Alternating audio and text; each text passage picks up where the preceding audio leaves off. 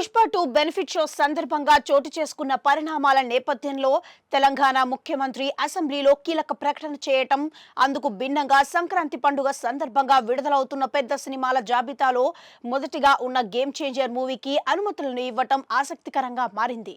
అయితే ప్రభుత్వ నిర్ణయాన్ని తప్పుపడుతూ హైకోర్టును ఆశ్రయించారు పిటిషనర్. దీనిపై తాజాగా హైకోర్టులో విచారణ జరిగింది. ఈ నేపథ్యంలో ఈ వాదనల వేళ గేమ్ చేంజర్ మూవీకి ఇచ్చిన ప్రభుత్వ ఆదేశాలపై హైకోర్టు ఊహించని షాక్ ఇచ్చింది.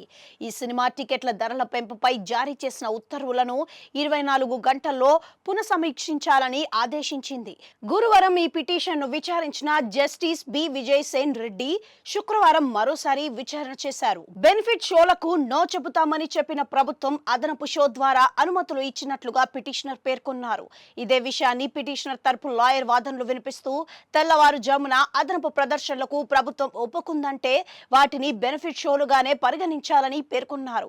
దీనికి స్పందించిన న్యాయమూర్తి రాత్రి నిద్రపోయే వేళలో సినిమాలేంటి, అర్ధరాత్రి 2 గంటలు దాటిన తర్వాత మీ పిల్లల్ని రోడ్లపై తిరగనిస్తారా అని ప్రశ్నించారు. అంతేకాదు ఇదే తీరును కొనసాగిస్తే 16 ఏళ్ల నిండని వారికి అర్ధరాత్రి సినిమాలకు పబ్లకు అనుమతించకూడదని ఉత్తర్వులు జారీ చేయాల్సి ఉంటుందని పేర్కొనటం గమనార్హం.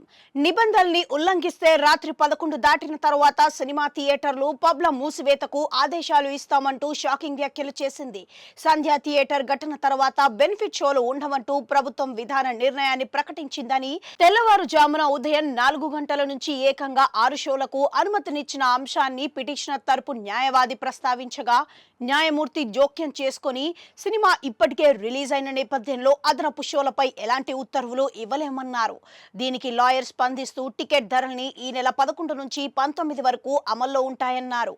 దీనికి ప్రభుత్వ న్యాయవాది తన వాదనలు వినిపిస్తూ మల్టీప్లెక్స్లు సింగిల్ థియేటర్లలో 5 షోలకు అనుమతినిచ్చవచ్చన్నారు. గేమ్ చేంజర్ సినిమాను భారీ బడ్జెట్ తో నిర్మించినందుకు నిర్మాత వినతితో టికెట్ల పెంపును అనుమతించినట్లుగా తెలిపారు. దీనిపై స్పందించిన న్యాయమూర్తి టికెట్ల ధరలను పెంచుతూ హోంశాఖ ముఖ్య కార్యదర్శి జారీ చేసిన ఉత్తర్వులను 24 గంటల్లో రివ్యూ చేయాలన్నారు.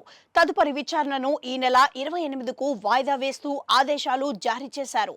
టికెట్ల ధరల పెంపుపై ప్రభుత్వ నిర్ణయాన్ని పునఃసమీక్షించాలని పేర్కొన్న వైనం అటు ప్రభుత్వానికి ఇటు సినిమా రంగానికి ఇబ్బందికర వాతావరణం ఎదురయ్యేలా చేస్తుందన్న మాట వినిపిస్తోంది.